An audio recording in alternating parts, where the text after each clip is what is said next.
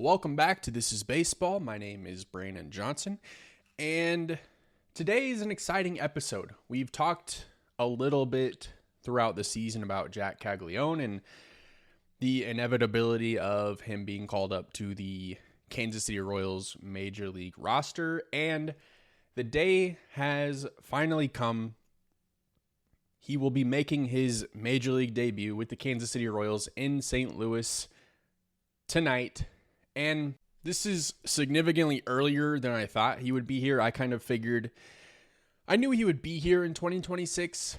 I figured it would be mid-July, early August when he got on the Major League roster. But you've seen what he has done in the minors and the productivity he's had down there and the lack of productivity that the Royals have had. We'll get into numbers in a second. It just made sense for the Royals to bring him up. And I really hoped that when he came up, I said it a month or two ago, I hoped that when he came up, it would be him coming up to be a positive addition to a Royals team that's working really well offensively and not coming up because we need him to save the offense. And I don't know if that's what they're expecting of him, but it sure feels like,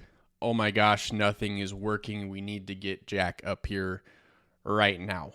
And the thing about it is, he can only help the Royals. There's no negative to bringing Jack Caglianone up to the Major League roster, in my opinion, because most of the lineup isn't productive anyway. So if Jack Caglianone comes up here and maybe doesn't do very well, then you go, okay, no harm, no foul. It's not like he's taking the place of somebody that's significantly more productive than him. This is kind of he's fantastic in the minors. He's mashing there. He's exceeding expectations. Let's get him up here and see what he can do against Major League pitching.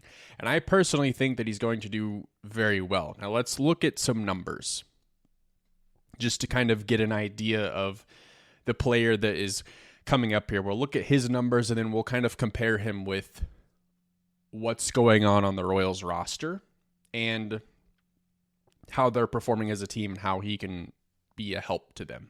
So he's played 50 games in the minors this year. He played 38 at AA and he's played 12 at AAA.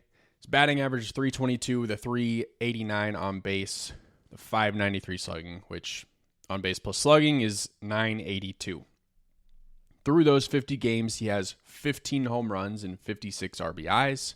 So he's tied for third in home runs in the minors. He leads the league in RBIs. So now it's time to get him up here. And how can he help? Let's look at how the Royals are doing and what Jack Caglianone brings. Obviously, he can hit for average, he can hit for power. He's kind of the whole package as far as where he's at in the lineup. So he's going to really do a great job of helping Bobby Witt Jr. not feel like he's the only person that opposing pitchers need to worry about. Now they're going to have to plan for Jack Caglianone.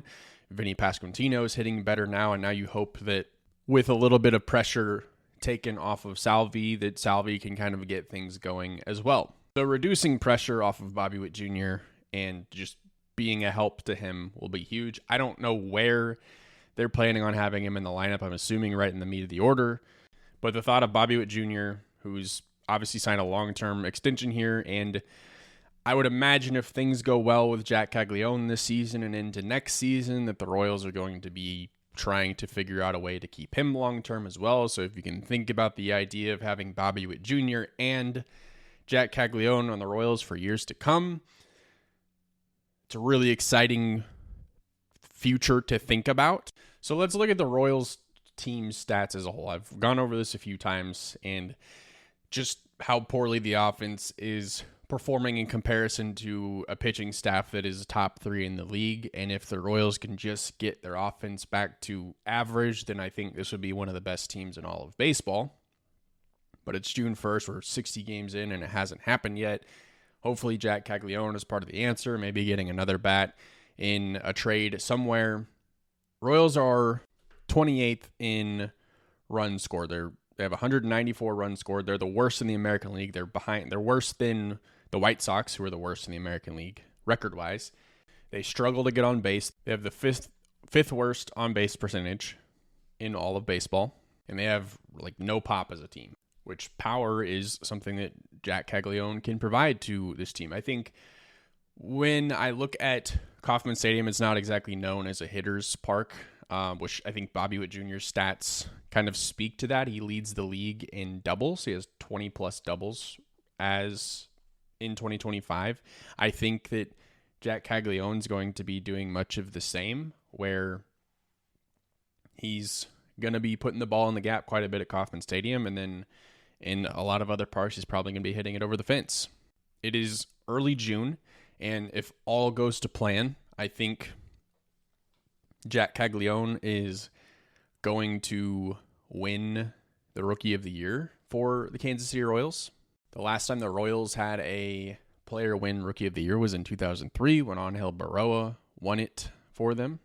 So the potential is there with Jack Caglianone, and super excited for it. I'm actually very impressed with the Kansas City Royals as a whole, even though I would like them to be better.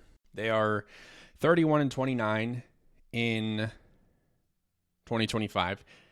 This is the second year in a row that they have kept our interest past Memorial Day, and I feel like they're going to figure it out, and I think that they have set themselves up for sustainable success. I look at kind of how the team was post 2015 World Series championship, and I felt that Dayton Moore, the general manager at the time, had kind of not been a baseball first general manager. I felt like he was loyal and signing people because he liked them, rather than I think that they're going to help this team win. You can see that in players like Hunter Dozier being overpaid, or maybe keeping Whit Merrifield too long. Whit Merrifield might not be a great example because he was pretty much one of the only positives in a really rough period for the Royals, but I think that they could have traded him when they had better value for him, and that's things that JJ Piccolo, who is the general manager now, who worked under Dayton Moore, does a significantly better job of, in my opinion, and is a baseball first guy, sees that, okay, we need to move Whit Merrifield. He's not going to be part of this team when we're competitive. Let's see what we can get for him while there's still something there. Hunter Dozier being DFA'd, though that might have been Dayton Moore that did that. But going out and getting guys like Michael Wacha and Seth Lugo, that they weren't the best free agent pitchers on the market, but they were serviceable players that they felt could fit in here, and they haven't skipped a beat. Seth Lugo has been one of the best starting pitchers in the league the last year and a half. Same with Michael Wacha. He's been up there as well. Bobby Witt Jr., getting him up here, him living up to the hype. The Royals extending him. He signed the biggest contract in Royals history, and that also goes a long way with ownership. I don't want to call the previous ownership of the Royals bad, but having John Sherman as the Royals owner now made me realize how much we were missing out on with the Glass family over the Kansas City Royals. It seems like John Sherman is an owner that wants to win baseball games. He wants to have a winning culture and wants the on-field product to succeed.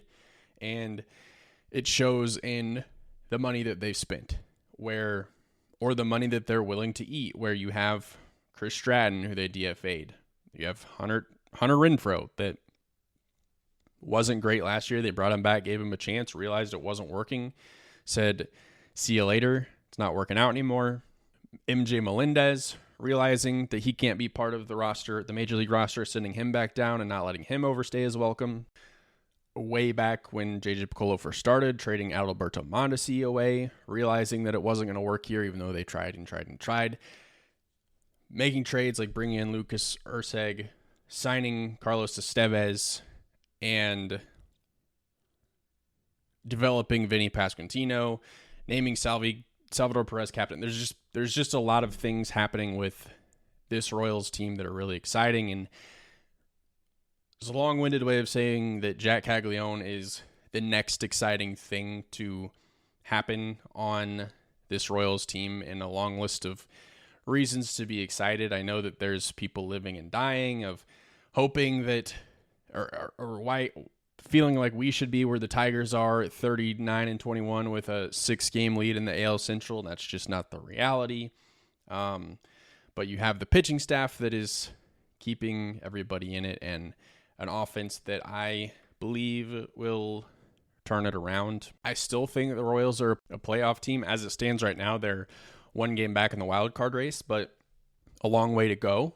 And I will continue to say that they're a playoff team until they're mathematically eliminated. I just think that the pitching is going to keep them in it. I already mentioned Seth Lugo and Michael Wacha, but Cole Reagan should be coming back and dominating like he has been. You've had Noah Cameron, who's made some spot starts that has basically forced the Royals' hand into keeping him because he's been phenomenal as a starting pitcher. You just have a lot of reasons to be excited right now. And speaking of more excitement, we should know whether this excites you or not. It excites me. We should have a better understanding of kind of where the Kansas City Royals are going to be potentially building their brand new baseball stadium in the next 30 to 60 days. Hopefully have some clarity there. Whenever we know for sure, we will look into that. I know that they acquired some land on the Kansas side.